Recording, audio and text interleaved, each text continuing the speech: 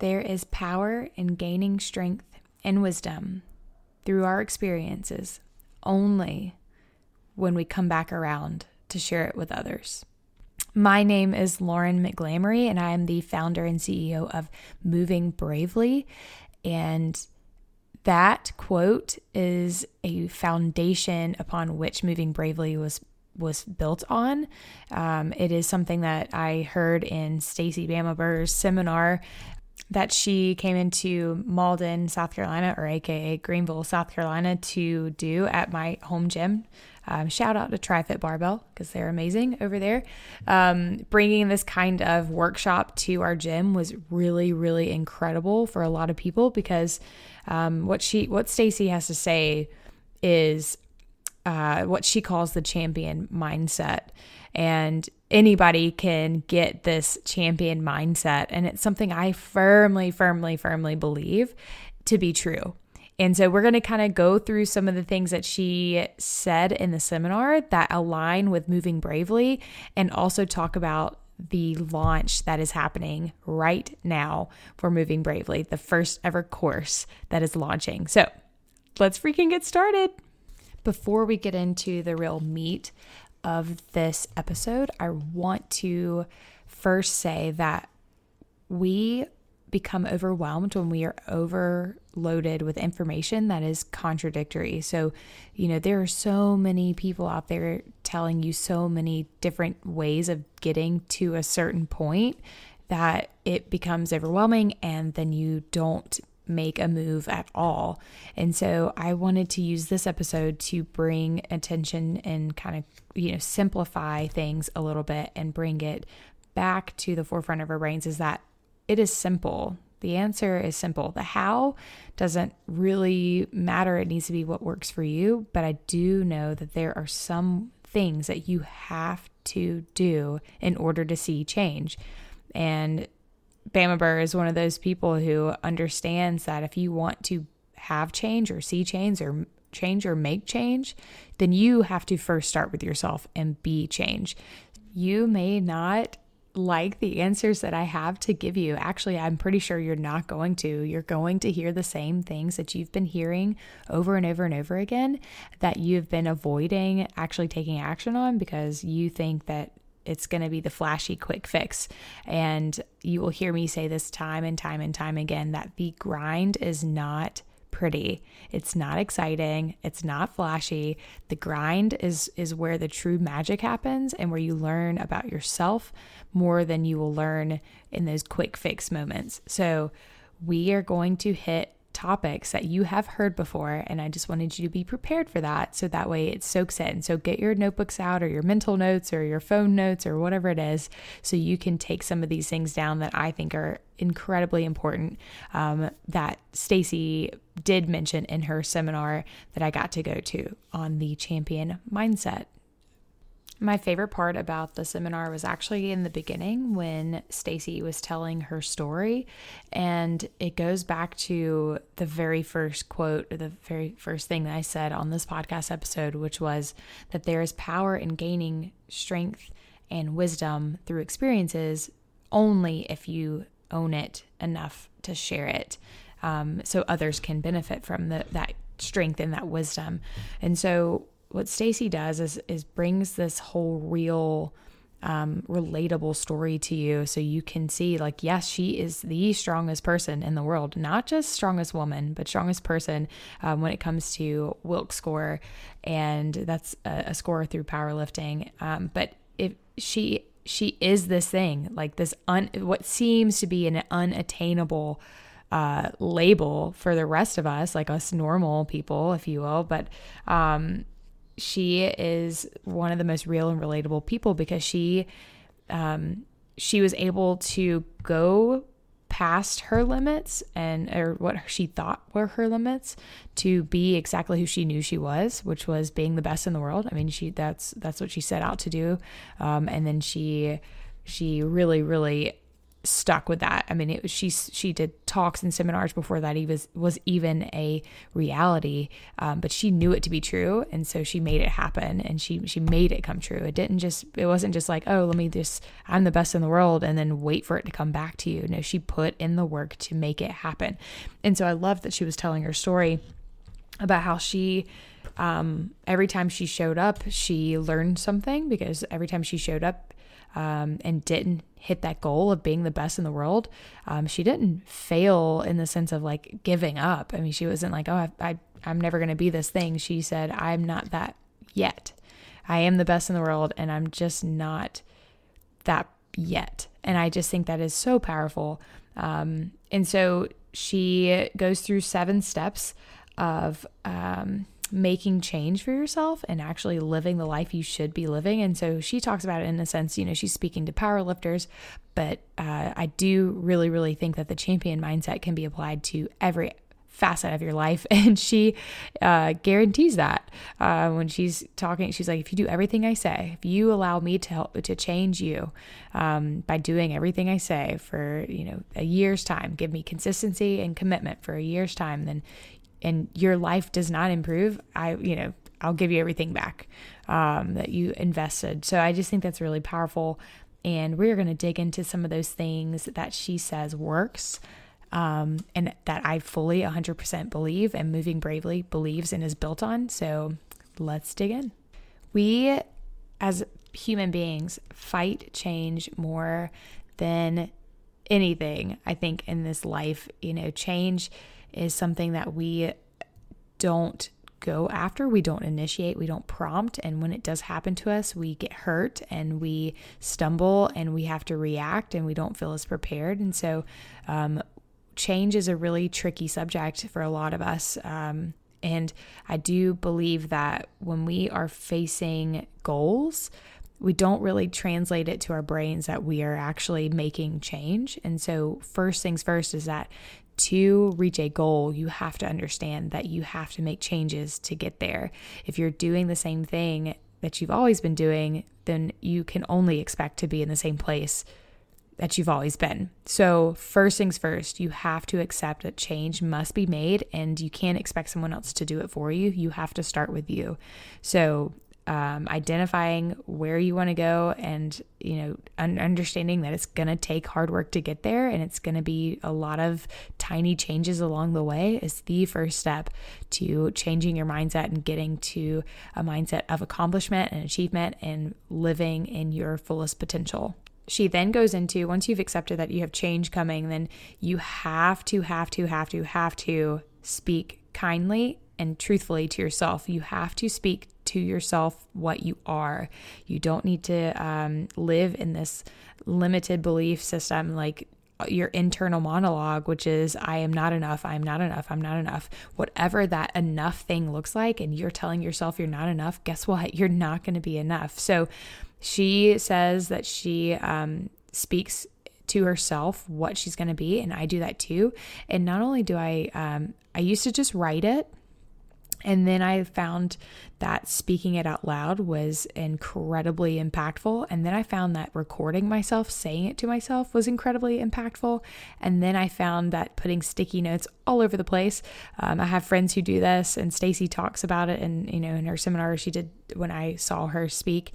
And my friend Amanda has, sticky notes of positive thoughts and encouraging thoughts all over her house. And it is just it's a beautiful thing to walk in and see, because if you don't see those things in front of you, if you don't see the words right there in front of you where you have to face the music, then you're not going to believe them. So it's going to feel weird on day one. And give yourself, just say it every day. You're going to feel weird. It's going to feel awful, and you're not going to believe it about yourself. But you are what you are, and you need to speak that into your life so that way you can operate and live within that identity. She also started to talk about writing your goals down. So this is something I hear kickback all of the time. People make excuses about writing stuff down more than I've ever heard in my life about anything else. Like I actually was one of those people. My mom used to say, she used to tell us to write down what we want out of our lives, out of our partners, out of our careers, out of our marriages, like whatever it is. She was like, write it down, write it down, write it down, write it down, everything, just brain dump it. It is going to be something that you're actually going to see it on paper and you're going to be able to go get it. But I didn't believe her at the time. And now I'm finding myself literally when someone like says they want to go do something, I'm like, all right, write it down, brain dump it, give yourself a 10-minute timer and write it all out. Like whatever that thing is or whatever topic that you're really passionate about, just go write it down and let yourself see it with your eyes, and writing it out, and your whole senses, your whole body absorbs it, and it becomes real when you put it out of your head. So writing your goals down, exactly what you want, and putting it all over the place. Everywhere you go, you need to be able to be reminded of what your big picture goal is. So that way the little steps to get to that goal are easier. You're not going to question them. So, for example, Stacy talked about putting, as a power lifter, and making sure you're eating correctly and hitting your macros. You know, she's putting her goals on her refrigerator. So that way, when she walks up to the refrigerator and she sees this goal of like, I need to hit this lift at this weight class, then she is, going to make a better informed decision related to her goal, because it's right there in front of her face, to eat or not eat the thing that she's going for at the fridge. So I just thought that was so relatable to me, is like, if you see it right there in front of you in the places where it's relevant, in the places where your willpower will fail you, then you're going to see your big picture why, and you're going to make a better decision in that moment because it's related to the bigger picture. And then we get into what I believe is the biggest miss of everyone who's going after something that they want, and it is consistency. And this is where my spiel about the grind being not pretty and not flashy and not exciting is so fitting, because the consistency piece is where everybody wants to avoid and make excuses. So in certain ways, like I went into a season of my life trying to fight the body dysmorphia and body image issues that I had a couple of years ago, like right around my mom's death. And I found myself relying a lot on consistency and routine. And I would eat 3 meals a day, and they would be, I'm going to be honest, the same exact meals and the same exact measurements. And people would look at what I'm eating, or they'd watch me over time, and people at work, and they were just so bored. They would always say it looked good, but they were so bored with my food. But it was my ticket to freedom. I put in this consistent work. I trusted that was going to get me where I needed to go. And I wasn't interested in the flashiness. I wasn't interested in the quick fix. I was interested in true lasting change. And the same thing goes for when I go to the gym. My programs, my 4-week programs when I'm lifting, they don't change all that much. Actually, the moves pretty much stay the same, and we just get heavier and heavier in weight. And so it's something that I think that people really, really think you have to mix it up. And we have this society and this belief in our society that like mixing it up is going to be the way to go, and I have to mix it up. But you don't. Consistency is key. And I don't mean you have to eat the same thing every day, but I do know you have to have some anchor milestones in your day that happen every day. So for example, I get up at the same time every day and I go to bed at the same time every day. And as soon as that goes out the window, as soon as something kind of chips away at either one of those, I don't thrive in my top performing capacity. I slip, and I start to relax, and I start to relent on some of those, other structures that I have in place to be successful. And I know that we've heard over and over and over again growing up that practice makes perfect. Practice makes perfect. Practice makes perfect. Well, the other way to say that is be consistent. You cannot be better at something if you've only done it one time. You have to do the whatever it is over and over and over and over again. Because the details do matter, and practicing those details will make them more of a natural habit, and you will breed confidence, which is what Stacy says. She believes also that consistency is the way and the key to building true confidence. So this is where I challenge you. If you want true change, you must prepare yourself to do some of the same things over and over and over and over again. It sounds like it is lame, but guess what? It is the ticket to being confident in the next thing. So if you free your mind up from some of these things that you know you're going to do every day, and you get them structured in, and you anchor your day with those things, then you are going to make change. You will be able to take a breath. You won't feel so overwhelmed. You will have some things under your belt, and you'll be able to pursue the larger, bigger goals. And then I love the point that she made about confidence being a skill. How many of you have ever heard that? It's something that it is a practice. It can be built, it can be trained, it can be learned, and it is learned and practiced and built through consistency. So it is not something you're born with. You're not just born confident. You have to earn it. You have to work for it, and you get to do that through being consistent and showing up for yourself every single day, and making sure that the goal, like I said, is in front of your face at all times, so you make informed decisions. And if you've listened to the podcast that I had before, episode 2 talks about the willpower gap, you will understand why consistency will make you more confident in the times where you have to make a game time decision.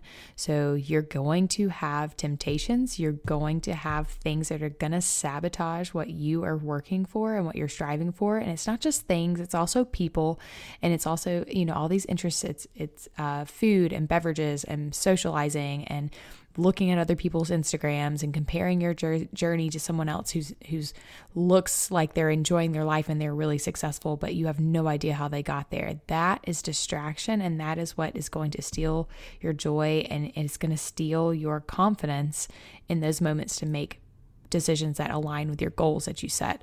So you must look at your influences and understand that you are making decisions based on practice and consistency, and not in the state of willpower. You're not relying on willpower, because it does not work. It will fail you every single time when you really need it the most. So, are you picking up on the themes yet? They're very simple. If you want big, long-lasting change, you have to commit fully to these small moments and the small incremental change, and the things that do not draw attention to you. They're not the stuff that are what people are shouting from the mountaintops. They are the things that someone will never see you do. These are things like laying out your clothes for the next day the night before, or it's hitting those last sets and reps in the gym when no one's watching, your coach isn't around, people aren't around you, you're by yourself in the gym, and you make the decision to hit those anyway, even though no one's watching. It's writing out your budget and your grocery lists and your meal plans ahead of time, so that way when you get to the moment, you're actually committing to making that happen. It's those moments when you message someone privately to support them through a hard time, and you may not get a response, or you may get a response, but you reach out to them anyway. Or the gifts that you send to support people with no intention to get anything back. It's the moments. It's not the public comments. It's not the shares. It's not the likes. It's not any of that. It's the stuff that you do that only a small few, if any, will ever know you've done. These are the things that have built the foundation upon which Moving Bravely was built. And it is the foundation that will drive the community-based course that is launching this week. You can get your spot right now for a 4-week structured, intentional community that is purposed to build this consistency and confidence in reaching what you are meant to be doing. There is no one else in this world that is like you. You have specific strengths, talents, passions, and this mix of all those things makes you you. Your unique mix of strengths, talents, passions, and practices are what make you you, and it's almost like a fingerprint. You cannot recreate someone else's fingerprint, in theory. So if you try to recreate someone else's uniqueness, you can't do it. You will fall short. You will be frustrated. You will be overwhelmed because you'll be so confused as to how they're doing the things that they're doing and being successful in the way that they are successful, because you can't recreate it. So you will be frustrated and you will feel so alone. But if you live within your unique mix of strengths, talents, values, passions, purposes, and practices, then you are going to live a fulfilled, free life. I know if you're listening this far into the episode, you have this burning ember of this feeling that you are meant for more.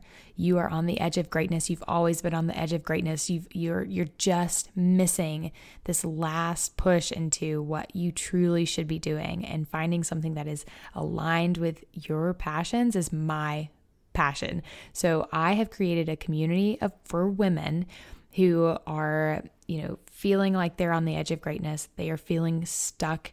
They are feeling overwhelmed, and they are feeling like they are fearful of either failing or fearful of succeeding, and what that unknown looks like. So moving into the unknown is one of the scariest things that we can do. But if we didn't have the unknown to move into, and we didn't experience fear, then we would never have the opportunity to be brave. I absolutely hate that this is what is coming out of my mouth right now. I'm going to be honest, because it makes no sense, and it makes total sense.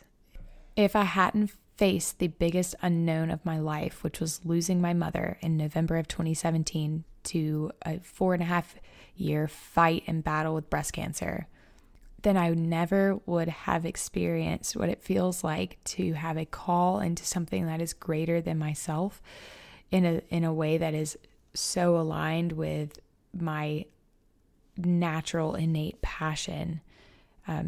I would have never found out who I truly was if she was still here.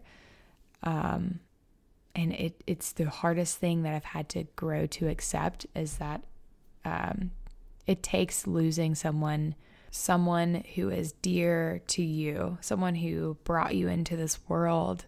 It takes losing that person to make space for the next incredible thing that is coming to your life. And so from my heart to yours, I have poured everything that I am into this project and into this movement. And I have saved a space for you to not have to go through the hardship of losing someone to wake up and find out who you are.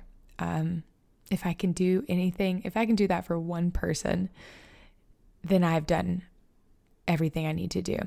So I ask you to join me in this amazing adventure and journey to actually connecting with women who are driven, multi-passionate, high-performing women. Join us to reach your fullest potential. Join us to move past that fear, because we can do, through relationships and community, we can truly have confidence in ourselves. So you can find the course link to join and claim your spot at movingbravely.com. And this is going to be the first 4-week course that I run. These will run regularly throughout the year. And once you finish the course, you will actually be invited into the larger community that is going to be every person who's ever gone through one of my courses will be in a private community. So you know that you will be among people who are like-minded and are experiencing and have experienced what you have gone through once you finish the 4 weeks in the course. So join your time to rise now. We are waiting for you. This is your chance to be brave and actually be the change you would like to see in this world. Thank you so much for hanging with me for episode 6 of the Moving Bravely podcast. This one started to dig a little deeper and touch my soul a little bit more than the ones previous, because once you get me talking about community and confidence and what it takes to have those things and make change, true lasting change, I'm going to be so emotional and so passionate. So that is to be expected from me always. And I would love to connect with you. I would love to hear your stories about making change and stories about community and how it's helped you, and things that you are seeking as a highly driven, high-performing woman, just trying to live life aligning with your own potential and your own purpose. You can connect with me on Instagram. It is Moving Bravely on Instagram. You can find me there. And I am also on Facebook. I have a Facebook page. It's Moving Bravely on Facebook. And like I said, if you would like to get into the course, the first ever course, you can find that at movingbravely.com. And again, from my heart to yours, let's go be brave together.